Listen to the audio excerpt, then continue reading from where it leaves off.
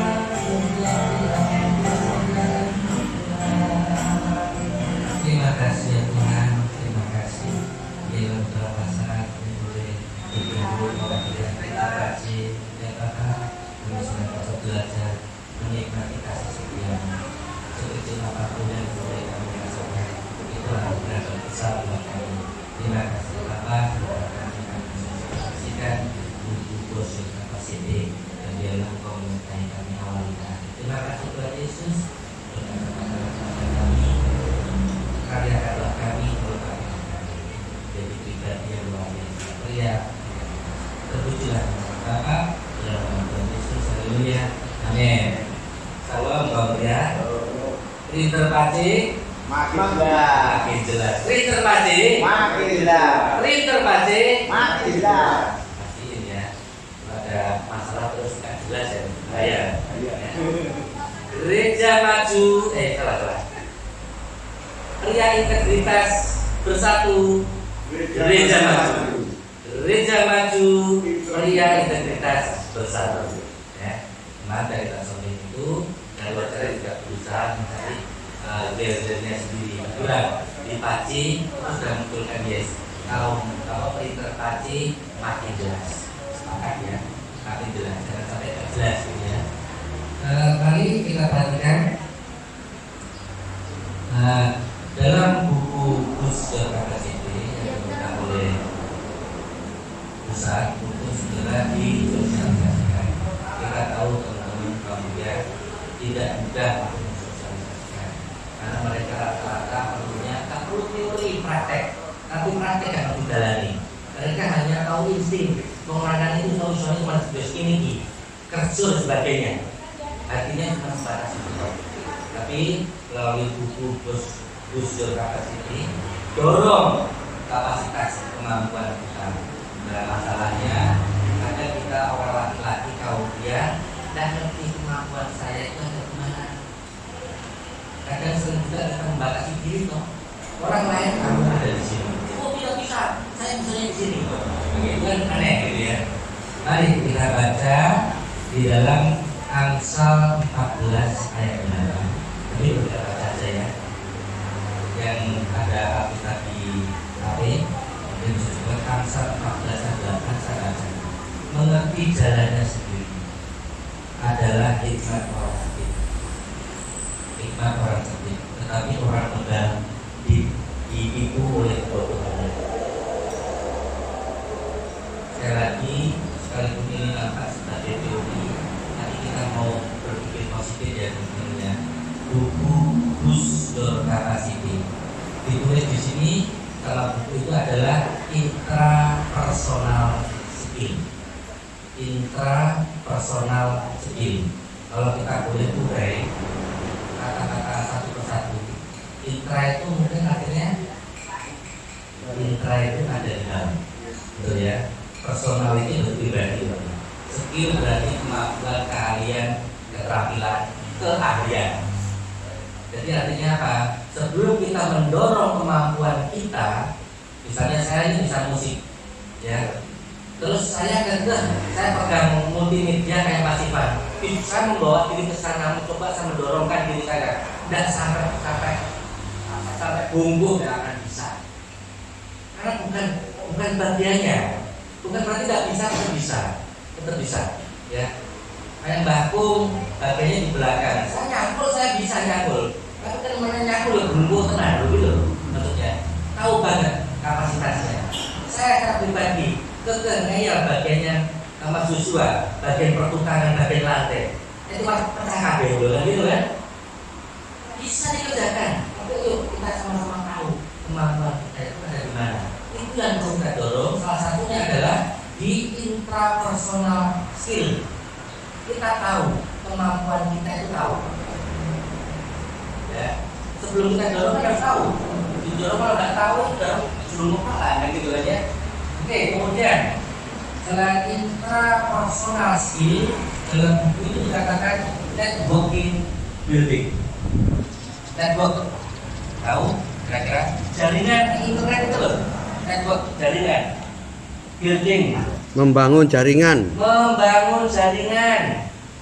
Kaum muda tidak mungkin sendiri, sekalipun Pak Tarsan sekalipun dia butuh komunitas di hutan, betul. Tarsan tidak akan pernah bisa tinggal di hutan sendirian sebagai manusia dementre tanpa kebutuhan lingkungannya, betul loh. Tarsan juga butuh monyet untuk sekedar waktu kecil dia dibulang pakai benda apa, tidak mungkin pakai roti, gitu loh maksudnya teman-teman. Jadi kaum muda itu selain sekali lagi ya, selain dia tahu kemampuannya, dia juga harus membangun jaringan. Relasi itu penting. Mungkin kalau saya dikatakan kebanyakan relasi sebarang-barang biayai sampai lorong, ini kurang bijak. Saya katakan diri saya sendiri kurang bijak. Teman saya di level mengatakan kau kayak gak bijaksana, jadi saya nggak marah kok. Katanya apa? Lorong. Orang sakit itu jelas gak bijaksana. Nah ini kakek sate misalnya kayak gudeg bisa gitu ya. Pakai kayu misalnya seperti itu ya. Sama-sama kita pahami itu semuanya. Ya, kita membangun jejaring. Kita punya koneksi banyak koneksi bagus. Ya, nanti dan semua koneksi akan diambil, nanti akan ada. Ya, intrapersonal skill, kemampuan untuk melihat kemampuan sendiri, kemudian networking building. Artinya kita membuat jaringan itu dalam Pengkhotbah 4 ayat 12. Dan bila mana seorang dapat dialahkan, ini bahasa PD, ya, bahasa terjemahan baru TB teman-teman. Dan bila mana seorang dapat dialahkan, emang ada bahasa Indonesia dialahkan? Tidak ada, maksudnya diremehkan, ya. Dan bila mana satu orang itu diremehkan, itu wajar. Terus dikatakan kemudian di dalam khotbah itu adalah 2 orang akan dapat bertahan. Seandainya 2 orang diremehkan sekalipun dijatuhkan, tetap bisa saling gandoli, betul ya. Kemudian dikatakan lagi tali 3 lembar tak mudah diputuskan. Bahasanya asik khotbah. Kita bikin jejaring itu biar kuat maksudnya. Firman Tuhan mengatakan di khotbah. Kemudian trustworthy. Trust, halo, orang-orang muda, trust, bukan trust metal ya. Trust me, Bakung, trust me, percaya saya. Worthy, pantas. Worthy itu pantas. Berarti kaum pria benar-benar pantas dipercaya. Jangan mencela-mencela maksudnya, betul ya? Jangan mencela-mencela. Ayat bacaannya ada di dalam Mazmur 139 ayat 4. Akan saya baca cepat aja. Sebab sebelum lidahmu mengeluarkan perkataan, sebelum kita ngomong, ya, sesungguhnya semuanya telah engkau ketahui ya Tuhan. Percuma kalau mau berikut sekalipun. Nah sudah lagi di mana? Saya lagi di sini. Sebelum kita ngomong, Tuhan sudah tahu. Percuma ngomongin kita, ya, bohong sama kita. Nggak masalah, Tuhan sudah tahu. Percuma sudah. Seperti itu ya.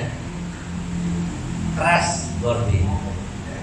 Oke, kemudian ada emotional capacity. Emotional berarti berkaitan dengan emosi, kan?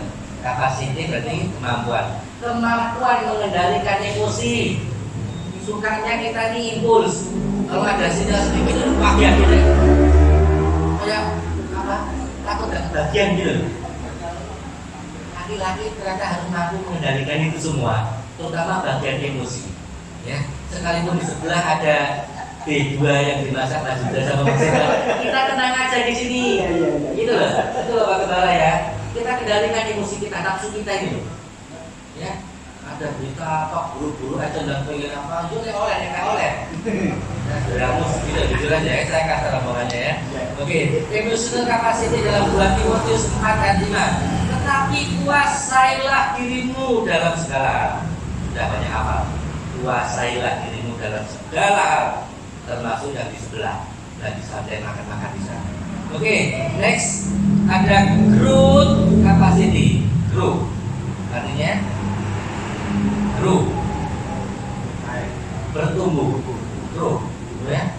Bakung itu dalam di belakang itu maksudnya pertumbuhan, ya. Bertumbuh, kemampuan untuk menumbuhkan diri, ya. Jangan sampai kok kemampuan kita sudah tahu, ya, sudah berjajarin kuat, tapi kita nggak mau bertumbuh. Wah, dan ini aja gitu ya.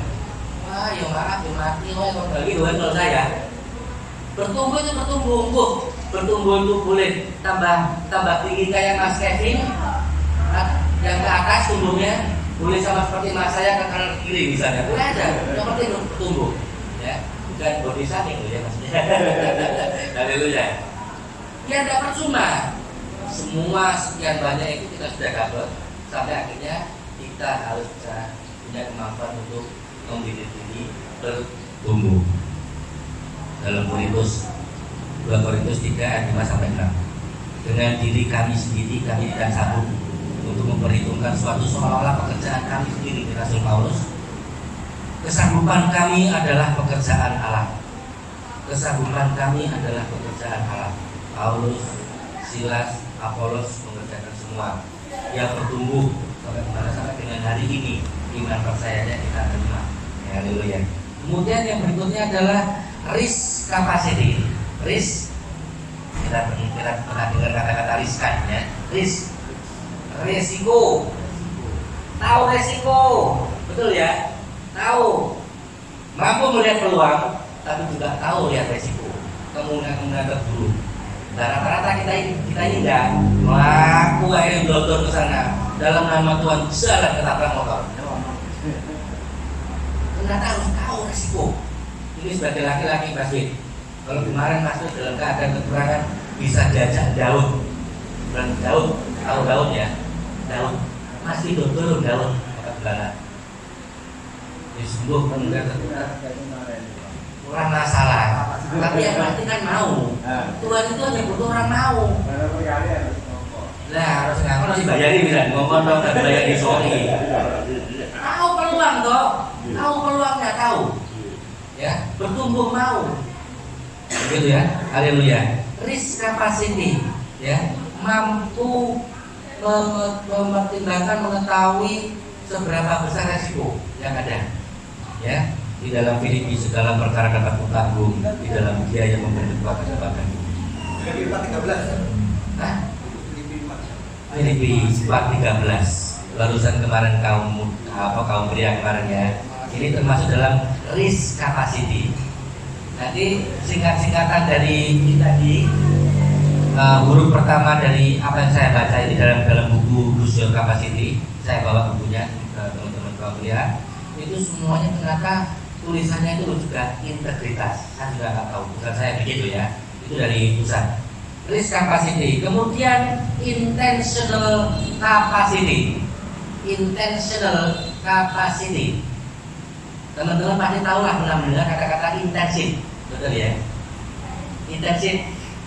Selain kata-kata bonus, gitu.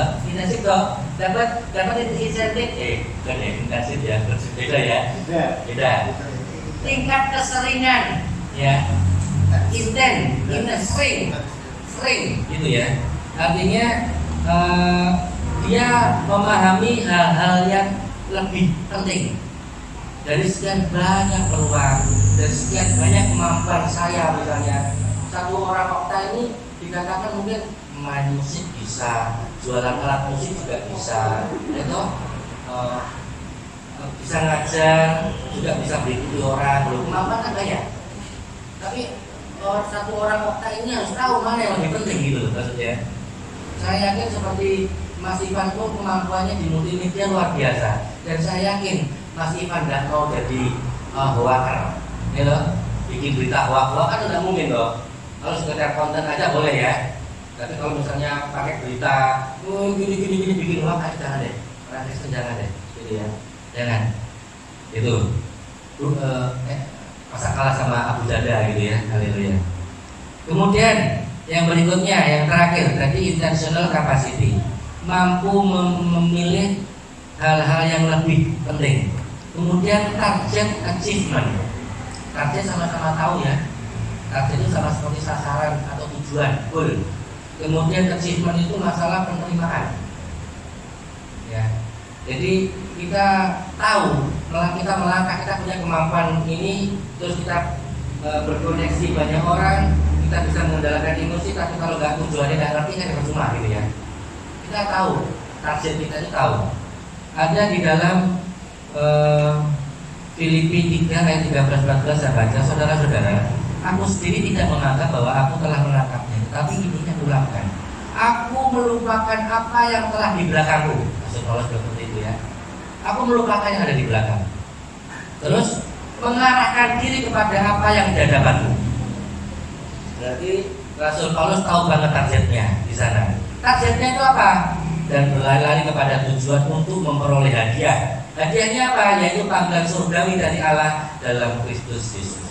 Tujuannya kaum pria salah satunya adalah menuju yang Tuhan siapkan ada di sana, pemenangan itu yang kaum pria ya.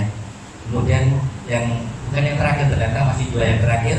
Ini ada yang aneh nih, bahasa teman-teman mungkin.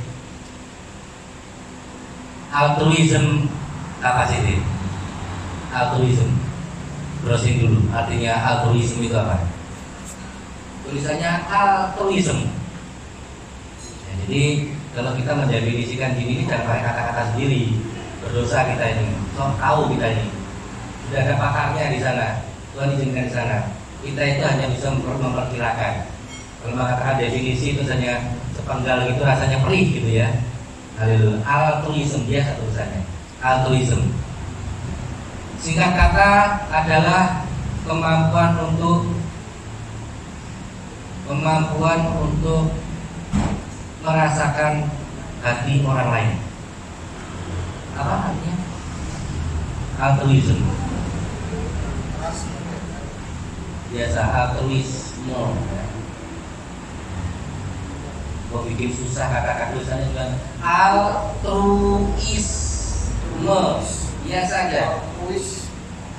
Ya sudah, pokoknya ini seperti itu. Mas Iwan, ya nanti kita juga nggak dibilang wah. Adalah kemampuan individu untuk mendahulukan kepentingan perasaan orang yang di atas kepentingan diri sendiri. Oke. Rela tanpa mengharapkan imbalan. Oke. Ya, itu yang namanya definisi. Ya, itu namanya definisi. Hati-hati teman-teman ya. Definisi itu bukan kata pendek, tetapi kalau perkiraan bukan definisi. Paling dah sama seperti ini, ikut merasakan apa yang dirasakan orang lain. Ya, berempati. Itu gambarannya seperti itu ya. Jadi kaum pria diharapkan bisa merasakan itu semua. Jangan egoismenya sendiri yang diperkatakan, ya, ditondol-tondolkan. Bahasa sekarang itu dalam psikologi dikatakan narsisme, betul ya? Kalau nggak menonjolkan diri sendiri, kayaknya nggak bisa hidup gitu loh. Bukan laku, saya juga heran. Banyak orang seperti itu, siapapun. Karena akan saya pun juga begitu. Kenapa? Amrin mendapat pengakuan, validasi, betul ya? Aku loh, gitu kan? Biasa, tapi kaum pria hendaknya tidak seperti itu, tapi lebih banyak ke berempati itu, mengutamakan kepentingan orang lain tanpa pamrih. Adapun kalau dikatakan punya kepentingan masing-masing, samalah berarti mutualisme. Tidak apa-apa. Oke, yang terakhir submission capacity. Saya baca dulu yang altruism capacity, Yakobus 1 ayat 27. Tapi ini berkaitan dengan ibadah. Ayat ini ditulis dalam buku itu oleh Ustaz. Ibadah yang murni dan yang tak berkata di hadapan Allah Bapa ialah mengunjungi yatim piatu dan janda-janda dalam kesusahan mereka. Ternyata kaum pria, terutama masjid juga harus mengunjungi janda-janda, dan itu sudah dikerjakan oleh masjid. Sedangkan Brambang itu janda. Tapi bukan itu masjid ya. Ya. Oh ya, alhamdulillah. Siap-siap. Yang terakhir, submission. Submission capacity. Ya, submission itu berserah, menyerahkan diri. Submission langsung saja ya. Kemampuan untuk memberi diri tunduk kepada Tuhan. Ya. Submission capacity dalam Filipi 2 ayat 5. Hendaklah kamu dalam hidupmu bersama menaruh pikiran dan perasaan yang terdapat juga dalam Kristus Yesus. Kita tunduk kepada Tuhan kita. Dasar kita melakukan pekerjaan sebagai pria integritas adalah tunduk terhadap Tuhan kita Yesus. Tidak hanya tunduk, semua sudah diajarkan pada Tuhan menjadi pribadi yang baik, jadi berintegritas sudah disebutkan semua. Itu teman-teman yang bisa sosialisasi hari ini mungkin bisa dibutuhkan Mas Yuda secara khusus hari ini. Salah fotoin ya Mas Yuda ya. Jadi saat saya gini ini, nah, nggak apa-apa. Kelihatan teman-teman yang lain dong. Teman-teman yang lain kelihatan. Mas Kevin juga nggak apa-apa. Mas Kevin aja. Mas Kevin minta tolong fotoin ya. Enggak, aku harusnya bawa buku ini. Sebentar. Tas-tasku di mana? Halo. Aku tadi bawa tas ya. Oh ini.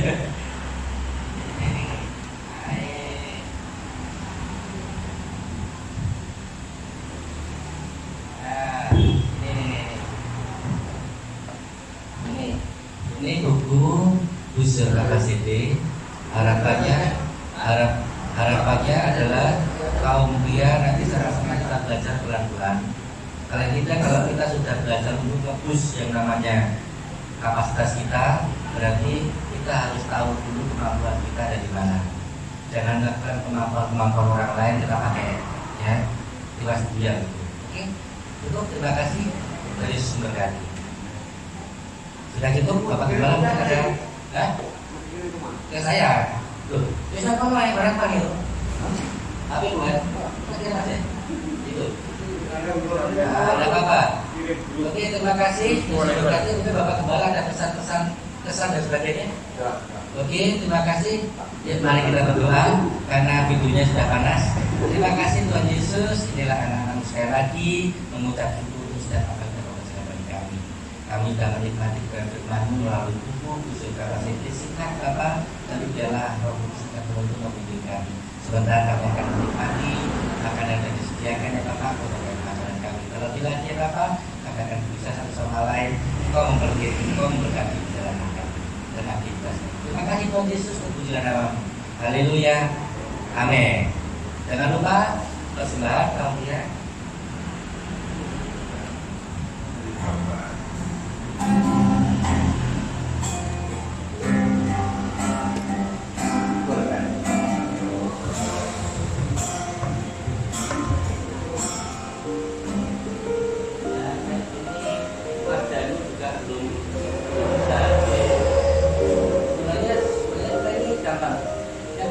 Konfirmasi ya, kabar atau apa Kayak gini.